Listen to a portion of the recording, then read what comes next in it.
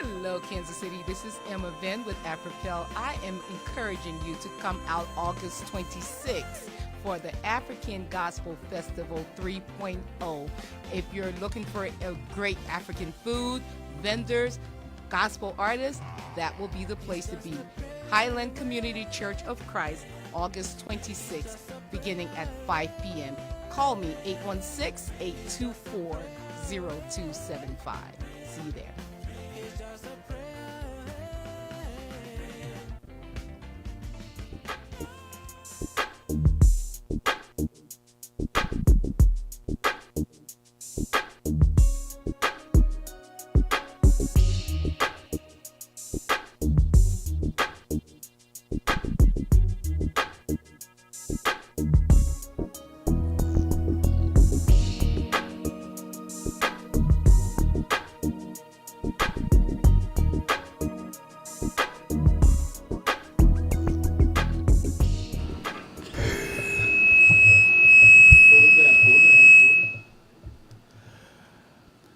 Hello and welcome to Cognitions, speaking the unspeakable with JP and Stacy D. I'm JP Craddock and I am here with the one and only Stacy D Love. We are broadcasting here on KUAW Radio, which stands for knowledge, understanding, and wisdom. All right, you can also catch the show on YouTube, Twitter, Periscope, Twitch, and TuneIn. Coming up on the show today, we have our question of the day, which is, what do rats and dogs have to do with my parenting? The full question is, who is B.F. Skinner, who is Pavlov, and what do actually it's rats, pigeons. We can't leave out the pigeons, D. Rats, pigeons, and dogs have to do with my parenting. And what I am going to show is that you cannot, it is impossible to parent your kids without treating them like rats and dogs. And pigeons, because they're going to always keep coming back. And pigeons. All right, okay. Something. If you would get here Walker, 15 minutes before, you wouldn't have those problems. Okay. Right. We're professionals. I was right on time today. No, then you have to go and wash your hands and everything. No. Where I did the show about the hand washing, my fingerprints are still not back. That's pandemic, though. That's the pandemic that, I'm still, this actually has to do with parent and classical conditioning, because the pandemic, already was a hand washing chronic, yes, and the pandemic kicked me into almost obsessive hand washing. So we're going to cover that. D. And so the hand washing is, let me think, is that rat or dog? That's a little bit of both. That's me acting like both a little bit of a rat and a little bit of a dog. Okay, so we're going to cover all that. Interesting. So, that's coming up around the half-hour mark. We also have our check-in, mental health and illness, and the news before we get to the question of the day. But let's start with our check-in. D, what's your check-in for today? Okay, I have a check-in, and this is for all my friends, so you guys are not watching it now. So I found out that my friends are really talking behind my back, and you might be included in that, too. Your friends, yeah, I think y'all are talking behind. Well, I found out that a couple was talking behind my back. Okay, now what's being said, D? This could get juicy. Yeah, they were saying we got to. I know this is gonna be we funny. got to call Stacy because we're going out, but who's gonna be the one to call her and tell her she can't wear a uniform? To go out? You wear whatever you want to wear. Your uniform. Your uniform. You are in a uniform right now. I'm advertising. They don't It understand doesn't look that. like a uniform. It looks like a shirt. What's the Mr. problem? Walker says no. Mr. Walker said, no, that looks like a uniform. Yeah, okay. D, stop wearing your uniform to the club. You wore your uniform to the club and dropped it like was. No, we were going to an outing. What kind of outing? Someplace in the park. So why not? And see, it's easy for me when I have my uniform on, because then I have all my business cards and everything, my keys. I don't have to really wear a purse. D. What? Here's something to think about. Here's a reason for you to not wear the uniform. The CEO of McDonald's is not wearing a McDonald's uniform. You Look own how many McDonald's company. that the doggone CEO have. But D, What? you own the company. Why are you out at the club in a uniform? Advertising. Stop advertising. You own the company. You are not supposed to be doing the advertising. Your employees should be at the club in their uniforms, but you don't need to wear yours. To the park, you are wearing it to more. I wore it to St. Louis too. Let me tell you, in order for people to start talking about this, you are walking around in uniform like it's regular clothes everywhere you go. I guess I am, even on the weekends. When we first started this radio show, you were the one who had me. We had to go shop. I had to go shopping. The D wanted us. What did we have to wear? All white or something the first day. Like, we were matching. We were matching. We were doing this. We were doing that. Now the D showing up in a uniform every week, okay? Because she's advertising. Well, you're actually in the middle of your work day today. I am every Thursday I'm in the middle of the work day. But with your new position that you have, I'm not going to be able to wear the uniform. you are not going to be wearing a uniform. You can't do that. So really, it's not even an issue anymore. Exactly. They said it's been an issue for 3 years. No, you have not been wearing a uniform for 3 years. It haven't been 3 years. What have it been about? Maybe 2. I don't think it's even been 2. It's been a while. It's been but how long you think it's been, Mr. Walker? It's not even a year. You think it's been about 2? Really? Yeah. D, you got to come up out this uniform. Oh, I You're got doing about too 50 much. of them. Clearly. Because you got your fancy one on today. It's all kind of colors working. D, I did not know it was that bad though. You But they own was like, the yeah, we company. didn't have an intervention, Stacy. I was like, It must be what? bad. See, I thought you was just wearing it here to the station on Thursdays. No, I You wear it on the all weekends, out too. like partying and everywhere in your uniform. No, I don't be really. Well, yeah, because I remember when our Restaurants. friend Terry had her little get together. I was in the uniform because I was like, "Oh, I'm gonna go to." Remember, I said I'm gonna go Were to the. you? I said I'm going to the Elp, and she said, "No, you're not in that uniform." Remember? I don't remember. Because you I would have having on rolled a up uniform. there. I would've That rolled was up a there. nice function. What in the world was you doing? In my uniform. You must have had on a fancy one, because I don't Yeah, recall. I do have fancy ones. You be.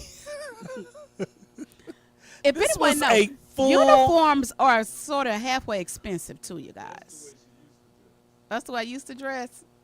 Oh, y'all wrong for that. See, that's how the D used to. The D used to show up like a power player. D, Yeah. you're not a power player if you are wearing the uniform. Make your staff wear the uniform. You need to be working in your regular clothes. I'm going to do better. Now it's so easy to just You throw all in a up in the uniform. restaurant, too. you at the I club, twerking What? in a uniform. You doing too much. I went on a date. Oh, Tuesday in the uniform. Even Mr. Walker's like, what? At least I know I'm a D. working woman. Like a real working job woman. You wore a uniform on a date. At the Cheesecake Factory, one of your favorite restaurants. You know you wrong. What? Did you ever see him again? He calling me all the time. Nah. to go shopping.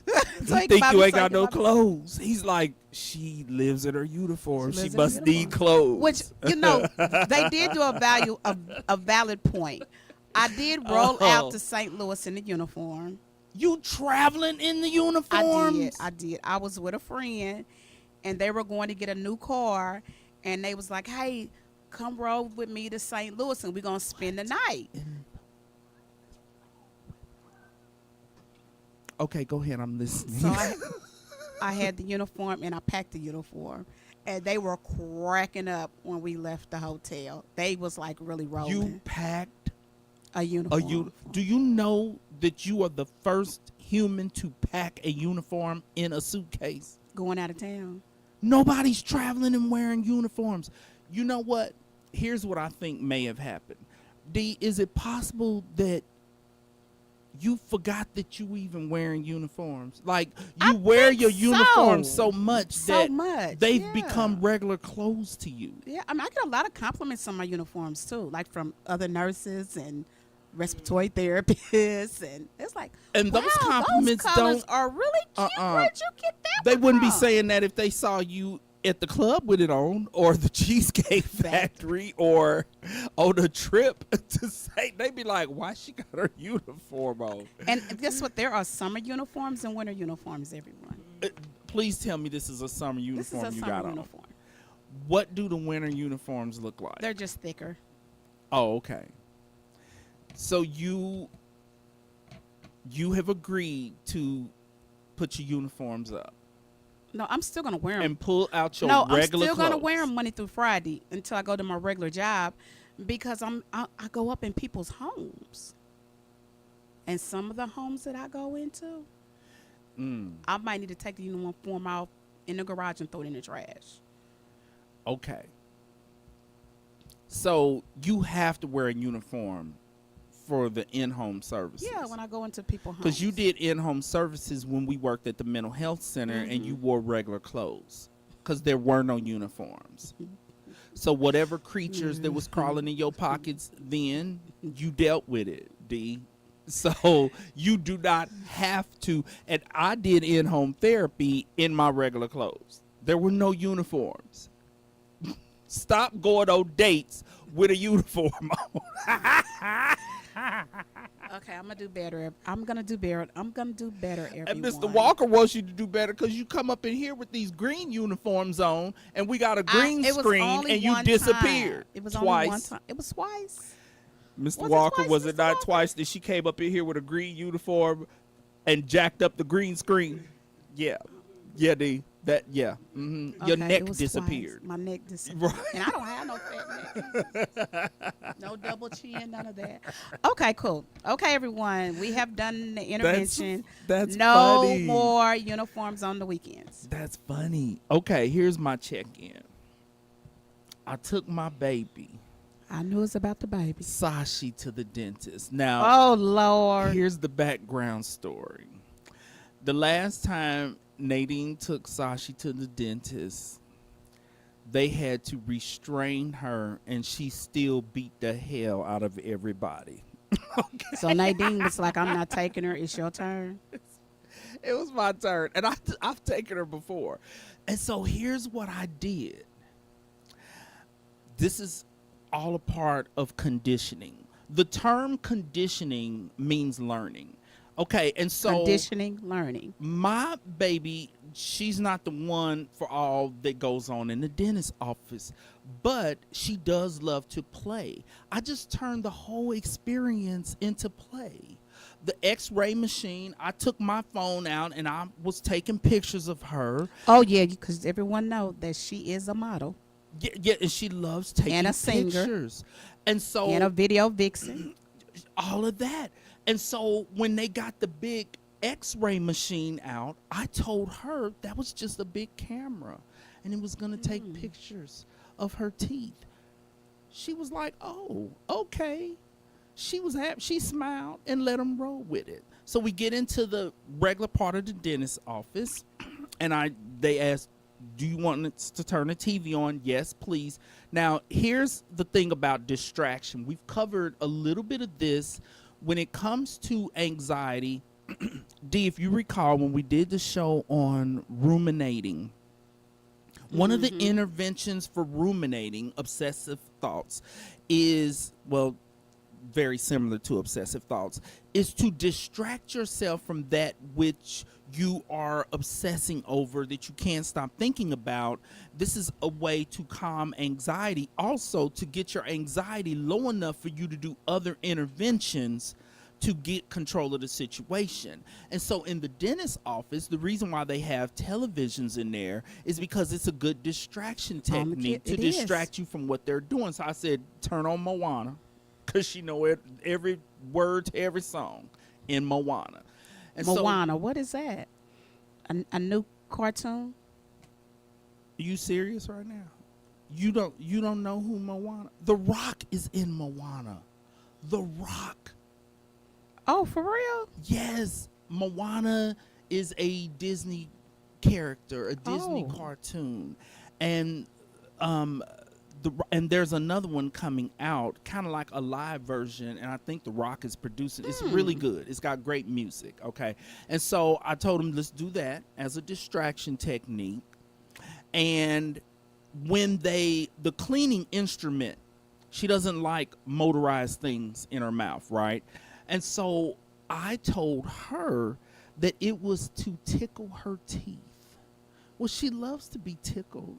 So she just the cheesing and they doing all day, and she's laughing because it was tickling her teeth. Now they get that thing out to scrape the scrape that was your a little teeth. problem, wasn't it? No, because I just told, at this point she thinks this is a party. Okay, so I told her, I said, Sashi boo, you got a little bit of breakfast still on your teeth. And that is to get the last little bit of breakfast off of your teeth, because she'll know what plaque is or whatever the thing is scraping off. She let them do that. She let them brush. She let them do everything. She thinks we had a good time. We get in the car. She said, Daddy, I had a good time at the dentist's office. I'm thinking, you turned the joint out the last time you was up in there. The dentist had a black eye. She almost has got a do not come back, a restraining order, cannot come back to the dentist. Lady came on, her shirt ripped off. No more Sasha at the dentist. Let me tell you. So it worked out okay. Psychologically with kids, anything that if you can take an experience and make it relatable to them And in fun. some way that they enjoy, they're cool with it. So that's what you got to do. All right, D, Yes. let's get to mental health and illness in the news. Let's do it. I have two stories. I'm going to start with this first one. A defendant by the name of Benjamin Carl of Phi Gamma Delta fraternity and 7 other fraternity members have been charged in the hazing of a Mizzou student. It occurred in 2021. They're going to trial. Danny Santulli was left blind and unable to walk or communicate after being forced to drink a liter of vodka. Now, I almost didn't cover this story for obvious reasons. Most definitely. I almost didn't cover You see, this I just story. said, But I decided that we can't not don't cover be biased. we can't not cover stories because we are members of a fraternity and a sorority, okay? Because, as you listeners who listen to the show, the D, she's my soror, okay? And here's the thing. Historically, black fraternities and sororities, let's just, and keeping it totally, everybody's had some hazing allegations, incidents with hazing. What I've never really understood is in historically white fraternities and sororities, it's almost commonplace for them to engage in this particular type of hazing.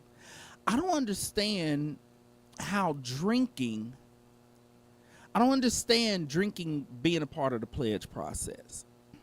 Because, and D, you let me know if you understand, because I don't know, maybe they got you drunk, okay? Maybe Never. Because you do I've not been and drink. told them to hell with it. I don't need it. The D does not drink.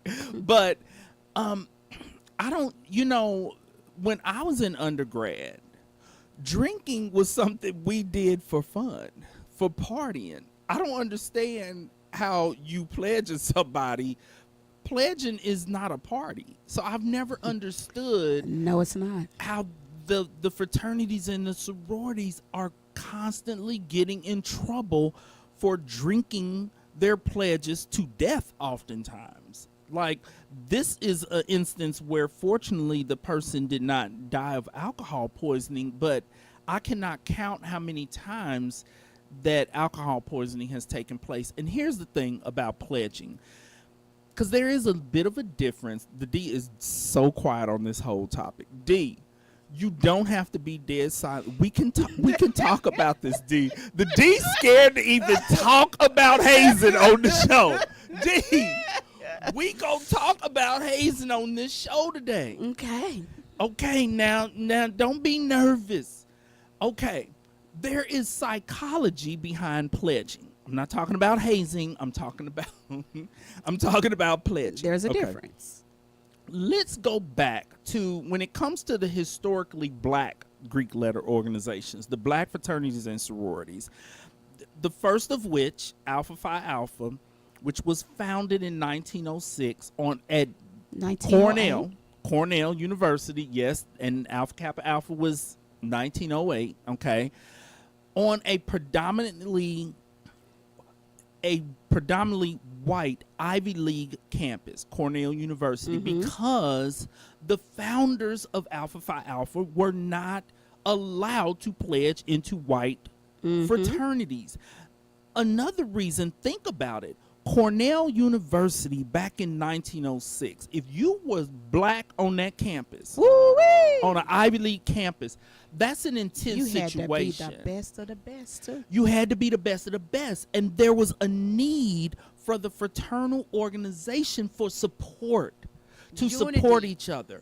Now, here's where, because I already know that people who are opposed to this are like, what does that have to do with pledging and all that goes on? There is psychology behind pledging, and there have been psychological experiments that have proven that what takes place during pledging, because this is how pledging works.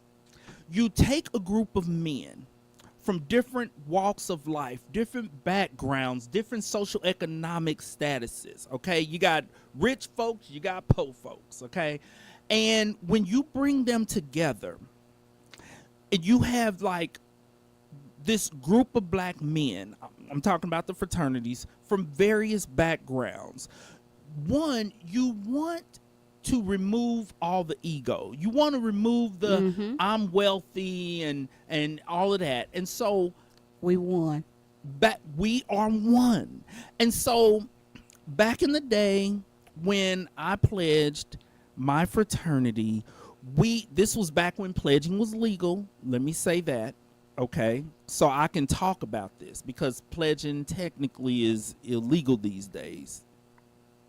No one seems to be aware of that, but hence the leader of vodka. But, pledging is, it was, well, the term pledging it's not even used anymore.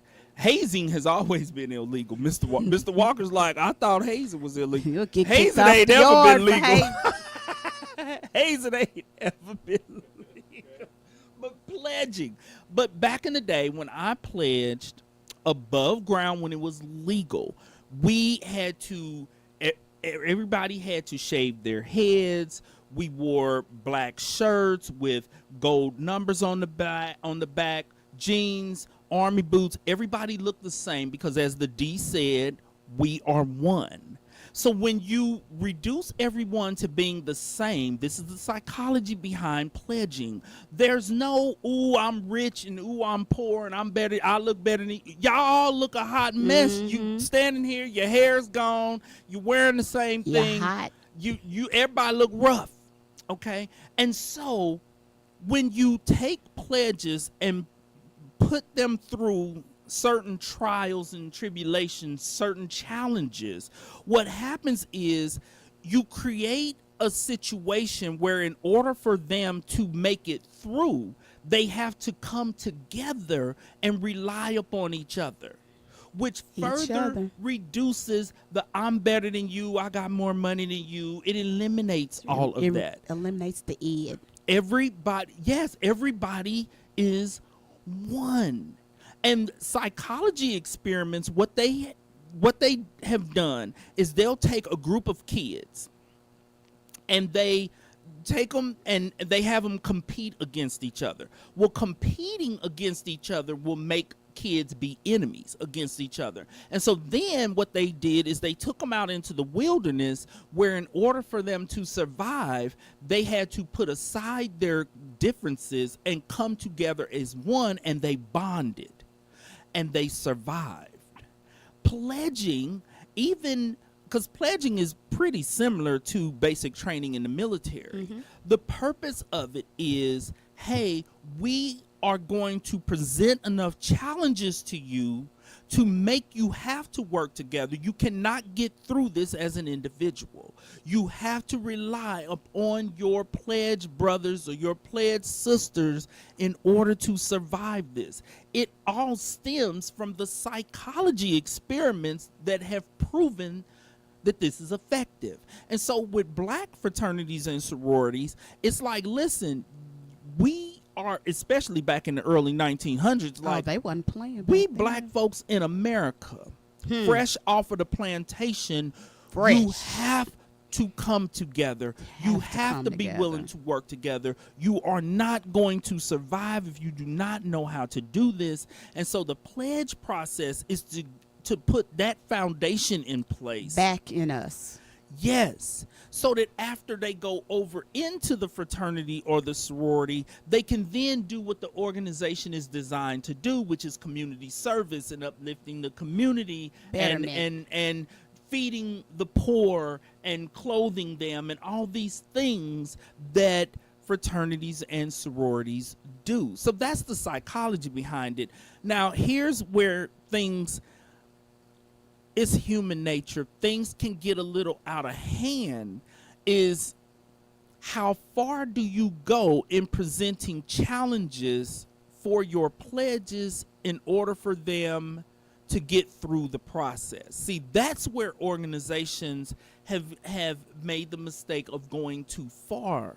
Sometimes is, yes, psychologically you want them to be challenged and to have to come together and form a brotherhood or a sisterhood in order to survive and get through the situation.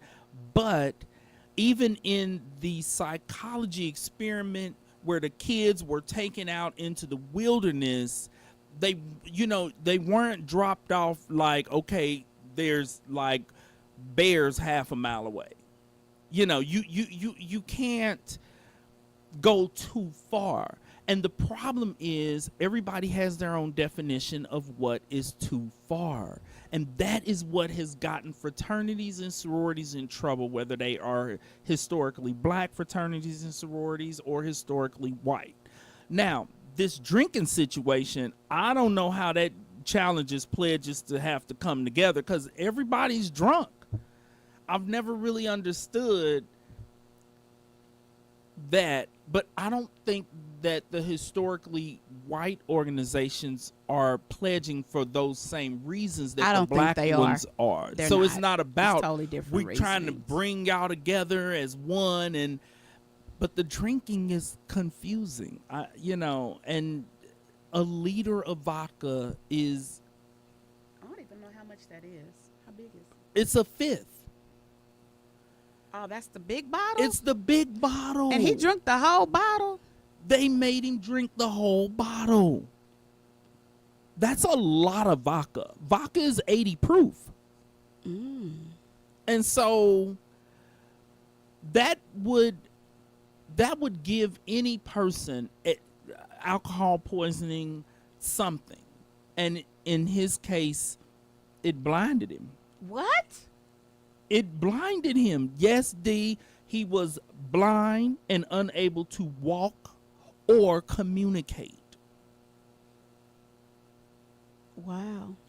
You didn't know booze could blind you, did you? Not at all. Well, I didn't either till this story. I know it can almost kill you, though. Yes, it can. Absolutely. Okay, so that's our mental health and illness in the news story. I have another story that I'm not going to go into the specifics of it, but in reviewing the news, there were 15 to 20 stories that were about people killing children. It was so horrible and so awful that I decided I'm not going to address a particular situation of people killing children. I think we need to do something about the overall problem of people killing children, because children, I think that sociopaths have decided that children are easier to kill because they're defenseless and they're helpless, and all these stories about people killing 6-month-olds and 2-year-olds, and yes, they're not even teenagers with all their mouth. A list of stories of people doing horrible things to I'm talking young children. I'm not talking like teenagers. They killing the babies. Be on 50-50 on the fence with the teenagers. Especially the little girls, okay? That mouth. The D. But the babies, they wrong. Yeah, it's horrible. And I think, and you let me know, that I know this is going to sound extreme, but I think in order to impact this problem, it should be an automatic death penalty. How'd you know what I was about to say? You done killed a baby. It should be automatic across all states. If you have killed a child, you are facing the death penalty. And that's even the ones that go in to do the mass shootings in the schools. Period. I think that is necessary in order to impact that problem. Because in all of these stories about these people killing the kids, none of them were killing themselves afterwards. Which means they want to live. They want to live. They just didn't want the baby to live. Okay. And even as a therapist, I have been referred state cases where a baby has ended up dead, and the state would refer one parent to me and the other parent to another therapist in the building, and they're like, both of them are saying they don't know how this baby ended up dead. They still together, mind you. They are, I'm talking, I have seen couples, I believe it, though, where they're like, I didn't do it. So you saying she did it? No. But you saying you didn't do it. Right. And it was just you two and the baby at the house, right? Yeah. I'm like, then you're saying she did it. I came home and the baby was dead. And then the spouse or the girlfriend or boyfriend, whatever, is saying the same thing. I came home and the baby was dead. So y'all left the baby home alone? Two fools refusing to directly accuse each other, but saying, I didn't do it. Really? Because the baby was suffocated. I didn't do it. So it should be the death penalty. I agree with you. And in those instances where those couples, the law enforcement cannot figure out which one of them killed the baby, then they need to be on trial together. They need to be on trial together. Okay, both of y'all saying you didn't do it, but it was you two and the baby in the house, and the baby is deceased. You're going on trial together. That's just my thought on that. So I'm surprised you agree with that, D. Why? Well, I thought you was going to say, that it's sinful to kill. An eye for an eye. D. Okay. I thought you was gonna be opposed to the death penalty, D. All right. You know what? I really am. I really truly am. But it's, there's always an exception to the rule. I'm a fan of the death penalty. When I mean, Most Democrats are. We talking about kill. Don't start this Republican, Mr. Walker. The D started some Republican. She made a Republican comment up in here. All right, let's get to the question of the day, okay? And D and Mr. Walker, Professor, does the professor have kids? You always know more about the professor than I do. you always know more about the professor than I do. He done took care of a lot of them. Okay. So go ahead on. You're right. Okay. I want you to think about, have you treated your kids like rats or dogs? Okay? That's what I want you to, and your kids, they listen to the show, so they probably like. They may not listen to it right now, but they will be listening. They're like, yes, I have. We are not okay with this. All right. Treating your kids like rats and dogs. What do rats and dogs have to do with your parenting? Okay. B.F. Skinner is a psychologist who did psychological experiments, and he used rats and pigeons in his experiments. Okay. And the name of his learning, okay, it's behavioral psychology, but it's a learning theory, is operant conditioning. All right. Now, this is what he presented. Operant, yes, O-P-E-R-A-N-T. Conditioning. Yes, and B.F. Skinner. B.F. Skinner argued that human behavior is always controlled by our environment, and that our success is determined by systematically controlling the environment. And how do you control that environment? With rewards and consequences. That is how you control human behavior, through rewards and consequences, predicting and controlling behavior. Okay, so what you do is you reward the behaviors that you want. I'm gonna use children as an example because that's what the question was. You reward the behaviors that you want for your kids to exhibit. All right, and you consequence the negative behaviors that you are wanting to eliminate, extinction of the negative behaviors. So can you give us an example of that, JP? I'm going to give you an example. There's the Skinner box. Now, the Skinner box, and he didn't like it being called that. He wanted it to be called the apparent conditioning box, but it's called the Skinner box, okay, because he created it, and his name is Skinner. I don't know why he was tripping about that. But the Skinner box is where he would put the rat in the box. Okay. And the desired behavior was to get the rat to flip the lever. To get out the box? No, to get food. Okay, to get food. And so if the rat flips, and rats are really smart. So that was a positive reinforcement. If your kid is as smart as a rat, you're doing good. You got a smart. You got a smart kid. Okay, so I think we got the professor trying to come in and talk about. The professor has something to say. Okay, can we? Come on now. Can we? Is the mic on? Is the mic on? And can we get our screen back on? He's doing something unprofessional again. Okay. Well, because we need to be able to see the professor. I don't want the professor all off on the side. Okay, professor, you ready to talk about rats and pigeons? And pigeons.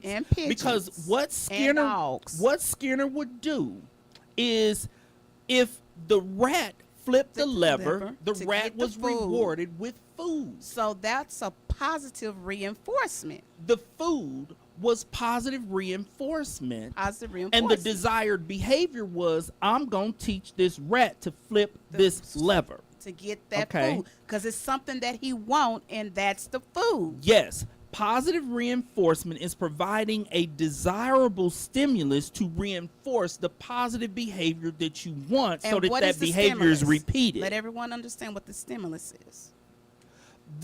What do you mean? The stimulus. Oh, the stimulus is the stimulus in this case was flicking the switch. No. he had to flick the switch to get the reward. So the flicking the switch was the stimulus. The positive reinforcement was when he would flip the lever and the food would come out. No, the reinforcement stimulus was the food coming. That was the positive reinforcement. The stimulus was the lever. That's what I just said. Oh, okay, D. Okay.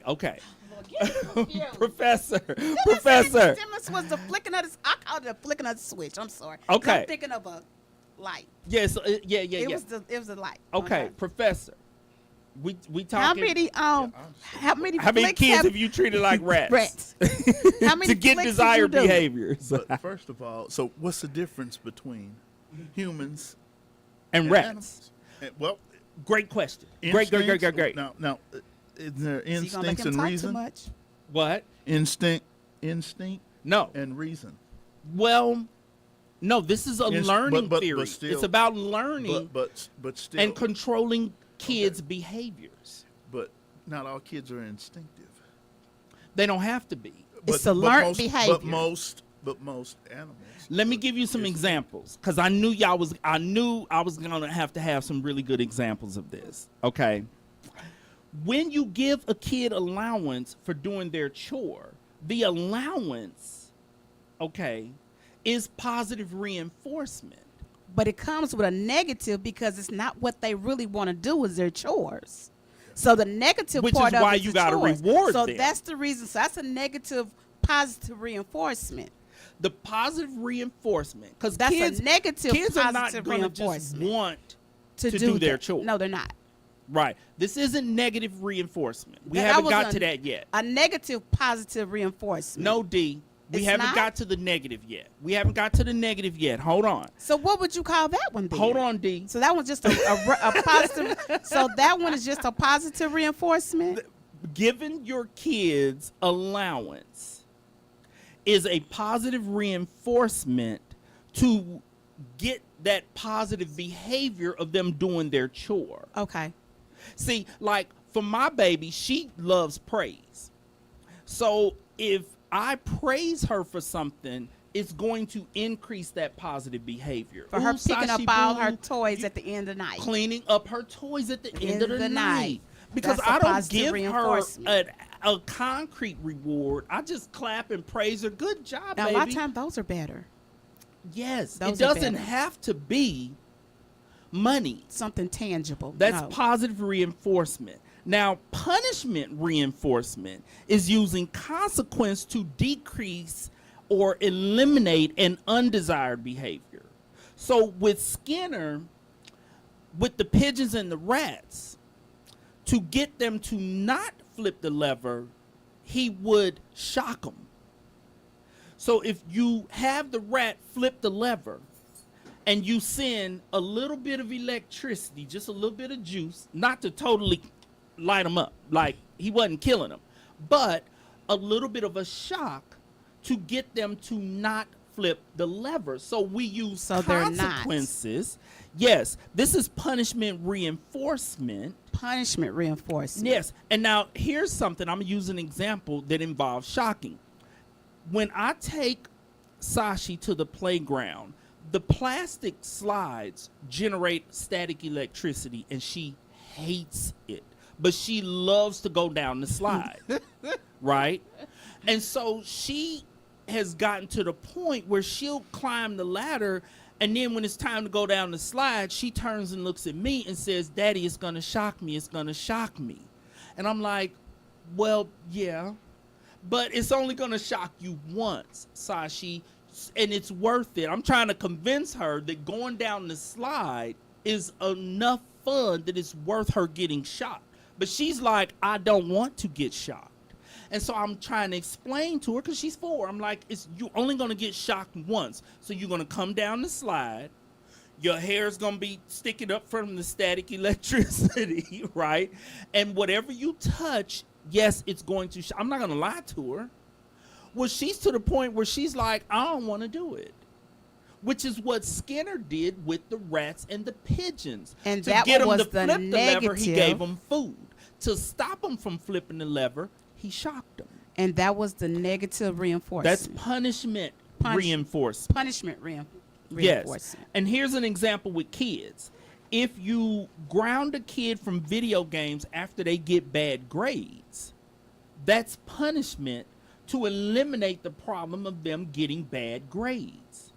So what this has to do with parenting, it seems really complicated, but it really isn't. If you reward a kid to get them to do what you want them to do, they're gonna do it because they want the reward.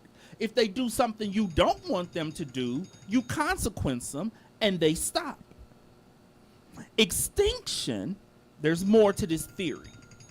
Extinction is discontinuing a positive reinforcement that was eliciting the positive behaviors. And so if you want your kid to do their chore, but you stop paying them allowance, after a while they're going to stop doing their chore. Now, D, you asked about negative reinforcement. Negative reinforcement is removing something negative, a consequence, to promote a positive or desired behavior. And here's an example. Removing a chore when a kid has gotten good grades. Because sometimes when our kids will get good grades, I'll be like, you know what? You got a week off from doing chores. Because chores are unpleasant. So I remove. And so it's negative. I remove something unpleasant To give them something positive. to praise them and to elicit more academic productivity. Okay, so that's negative reinforcement when you remove something that a person doesn't like. Negative reinforcement is letting a person out of prison because they done served their time. So you say to them, "We gonna let you out on parole." How's our ex-convicts Chinese? Yeah, we need to. Now, So I'm that's telling called negative reinforcement, where you reward them by removing prison and you let them go free. And what your hope is that by letting them not out, gonna go back. that they will not act up and end up back in prison. Get it? Oh, I get it. So what are your thoughts, Professor? So, I'm telling you, I knew what examples you were going to give me because I already had psychology. Because you've done this College. with kids. But You reward now, when you're talking about the animals, any animal, rats and pigeons. rats and pigeons, Or And any dogs. is animal. it like a game to them, or is it is it fun to them? But I'm It's saying fun when they get food. It's not fun when they get I'm shot. saying, but with some streetwise kids, I'm telling you, Street kids. street kids, And me and the D know a lot about street It kids. don't always work like that. Believe it or not, it really does. With punishment, you just gonna make them tougher, and if they're the type that's strong-willed, they're gonna get used to it. It depends on the consequence. You're right. But what can you do to a kid that's gonna be so bad? Here's the Nah, see, that's another thing. here's I don't what believe in bad children. the professor is mentioning, because the mistake that a lot of parents make is they'll ground a kid from video games for 2 months. And what you're with saying no is after a end while date. it doesn't work because the human brain adjusts. Adjust. And so if you ground a kid for too long, it's a natural defense mechanism for their brain to adjust to not having the video games, because the human brain is not going to allow you to be unhappy consistently for 2 months Exactly. straight. So your natural defense mechanisms come in, okay? We're talking about the limbic system in the brain will naturally kick in and help that kid to adjust to life without the video games. The same thing happens with adults. An adult who has a car, let's say their car gets totaled and they have to ride the bus. They are miserable at first. If they still riding that bus 6 months later, though, They done found friends on the bus. they and done everything. met friends. They know the drivers. They are not The on a driver scale of will wait 0 on to them. 10. They are no longer as miserable as they were. Here's what's unfortunate. In our child welfare system, when the state takes people's kids from them as a consequence, what I have oftentimes seen is that initially the parents are totally upset. I got to get my kids back. I got to get my kids back. I got to get my kids back. But as time goes by, their natural defense mechanisms kick in, and they begin Defense to build a mechanisms. life without their children, and they become accustomed to not having them. They never admit that, I'm kind of used to not having my kids. They never do that. But what they end up doing is they end up having more dirty UAs. They end up missing more therapy sessions. They become more and more non-compliant with what they have to do to get their kids back because they've gotten used to not having them. And then a lot of times what they do is they just have a whole nother set of kids. Just a whole nother set. And to speak on that, well, first I'm going to speak on yours. With the children, because I do in-home family therapy.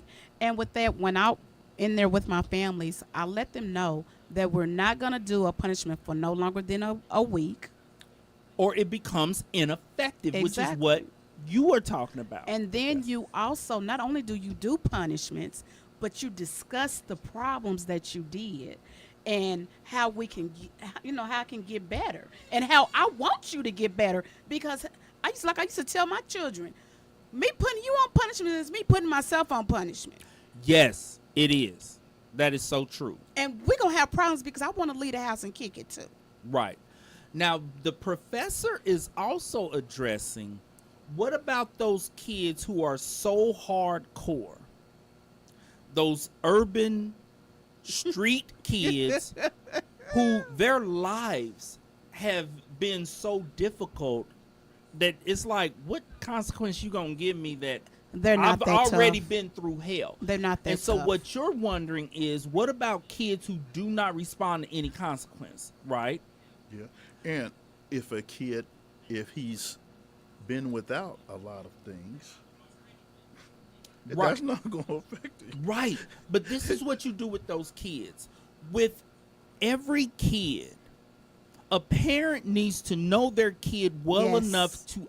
identify something their kid cares about. Yes. Even an And it doesn't impoverished, have to be a thing. it Yeah, doesn't have to be a thing. Doesn't Because have to some be a parents are like, thing. well, I can't afford all the Yeah. expensive video games Yeah. and this and that and this and that.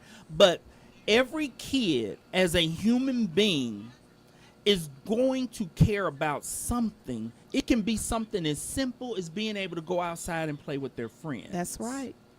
And so what That goes parent, with Haslow's hierarchy of needs. We have to have all of those things. yes, yes. And so I hear what you're saying, Professor, but it is the school and the parents' job to figure out what is going to Yes. motivate that kid. Yes. Yes. And to not overuse it to the point where it becomes ineffective. All That's the right, two you had parts. a couple of comments. I think when we first started off, we had an echo on the line, but I believe that echo has gone away. I hope But we had another negative reinforcement. Another negative reinforcement is the warning noise when you don't buckle your seatbelt. So until you buckle up, the warning will continue. Oh, that was good. So That it's was negative good. reinforcement to get a positive result to buckle shut, up. To shut up. And let me tell And you. that was Mr. Forrest Tyson. Thank you. All right, And- Mr. Tyson, thank you for watching. And let me, he is so right. Because my car isn't as bad. But in my wife's car, even if the So you car don't use is your not seatbelt? moving.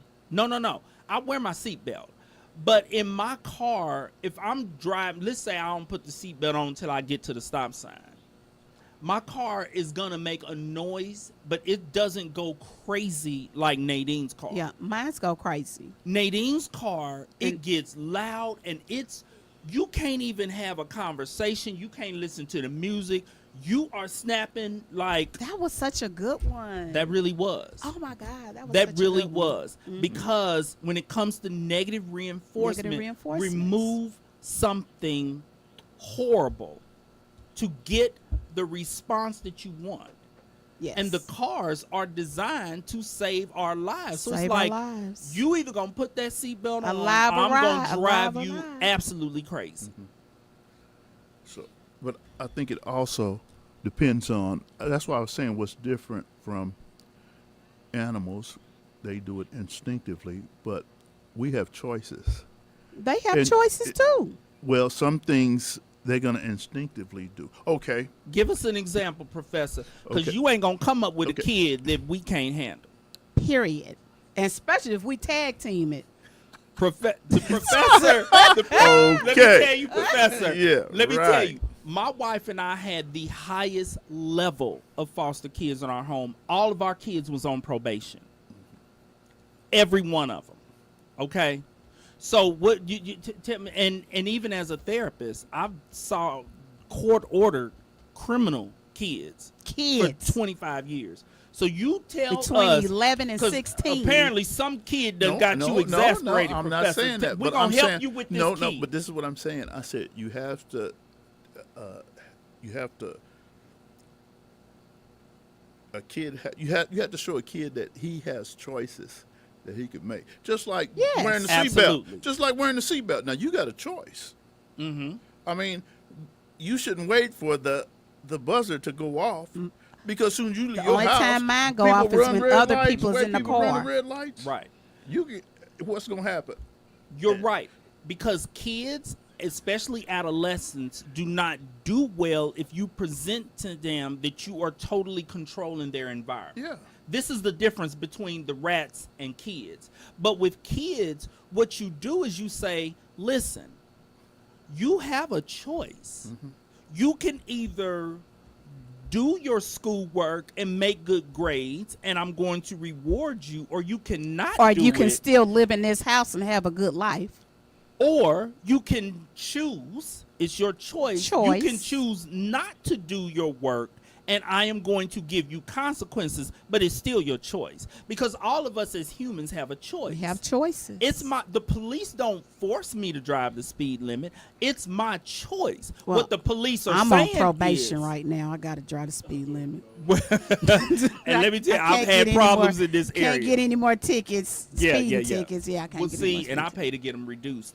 Well, back when I was doing a lot of speeding. Yeah. Okay, I've been doing much better, but you're giving But you a need to kid do a little bit better choice. trying to get to the studio on time. Well, I tend to run a little late, but it is a choice. The police officer is saying, we're not forcing you to drive the speed limit. You can drive 100 miles an hour if you want to. But- we're going to arrest you. When we But catch it's you. still your choice. Because that's catch endangerment you. if it's 100. when we catch you. And so with kids, yeah, you don't present it to them like this is what you better do. You tell them you can either do it or not do it. But I got you. No matter what you choose, I got you. Mm-hmm. Now that can be something positive or you're Or going to something suffer. negative. But it's your choice. It's your choice. So we have choices. they got choices, Professor. Oh yeah. So you know what helped me when I was growing up? My mom would tell me, How long is this story gonna Hold go? on, Because Mom we're almost just tell done. me this could happen to you. This could happen to you. Now, whether I believed it or not, she used to call me the lawyer because I used to always figure out angles and all this kind of stuff. Okay. But once I started doing it my way, if I saw it didn't go right, Uh-huh. I'd stop and say, you know what, I'm gonna try it her way. Right. And Well, so you was a good sometimes child. I wasn't a good child. Oh. The reason why I wasn't, well, that's But you why had I had common to, sense. that's why This I isn't ended working. up when I started doing it. And if I would have listened, if I was a good kid, I'd listen to my mom the first time. But no, Mm-hmm. I got all these angles. I already knew what she was gonna say, so I was already prepared for it. So I already had my blind. Well, all- he was still doing a conditioning. It was still a conditioning. Uh-huh. It was still a conditioning. Yeah, because you would try it your way, and if your way didn't work, you would go ahead and try it her way. But What she did was she allowed you the freedom to do it your way, so that when it didn't work, the reward was doing it her way and getting whatever it is that you were wanting. So she still, you had control, but she still put the structure in place to guide you in the direction she wanted you to go in, That's while right. allowing you to feel like you Allowing charted your you. own path. Right. no, I knew I didn't chart my own path. But she allowed you to do it your way. Well, sometimes I. Just like the Whopper. What do you call it? Have Your it way. Have it your way. Have it your way. did some of it her way and some of it my way. I just figured out another way. Well, because to some do it. kids are willing to learn the hard way.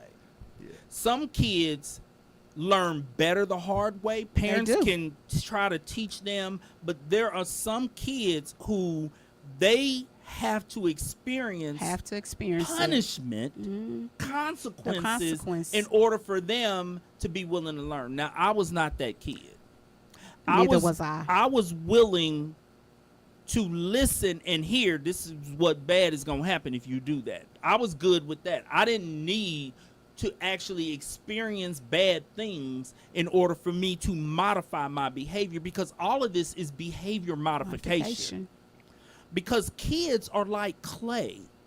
And That's what we right. are essentially doing, behavior modification, is molding them into a productive adult, a productive citizen in society. That's what we're doing. That's the purpose of behavior modification. You're trying to keep your kids from ending up heathens, from ending up In the in penitentiary. prison. Right. And so all of this rewarding positive behaviors to get positive behaviors, consequencing negative behaviors to extinguish those, is behavior modification. But you're right. There are some kids who are extremely difficult. They have had a rough life, and they are going to be harder to modify because they're like, I live in misery. So what my mama gonna do? And then She's strung out on crack. I ain't even seen this one all week. I'm taking care of my two brothers and one little sister. And then some, they have to trust you, because some kids don't trust older people. Now, take for example, I didn't trust anything my dad told me to. Okay. I don't care what he was going to reward me. I was going to check with my mom, see what she think about that. Okay. You feel like she had more sense. She did. Okay. Okay. Okay. Because the relationship plays a major role in this. Okay. Because a lot of times with our kids, it was our relationship that was the reward for them, wanting to please us, as opposed to, oh, we're going to give you this much money and this and that. And it was like, okay, we want to have this positive relationship. We want this praise. We want to experience a life where we're happy. And so if that means going to school and doing my schoolwork or doing my chore, then okay. It just depends on the kid. It does. And each All right. one of them are different. Right. All right. Well, we're loving our special guest today. Thank you, The professors in the house. Okay. Next week we will cover classical conditioning. This was apparent conditioning, Skinner. Classical conditioning is Pavlov and the dog. And the dog. Okay. Woof, woof. So we talked about how you treat your kids like rats today. And pigeons. And pigeons. And next week we're going to talk about, treat them like dogs. Fortunately, humans are much more intelligent than rats and pigeons and dogs. So anything that a rat and a pigeon can learn, your child can learn. Hopefully. All right, that's our show for today. Thank you all for joining us. And remember, worry about nothing. And pray about everything, everybody. Have Thank a good you. weekend. Bye-bye. And God bless.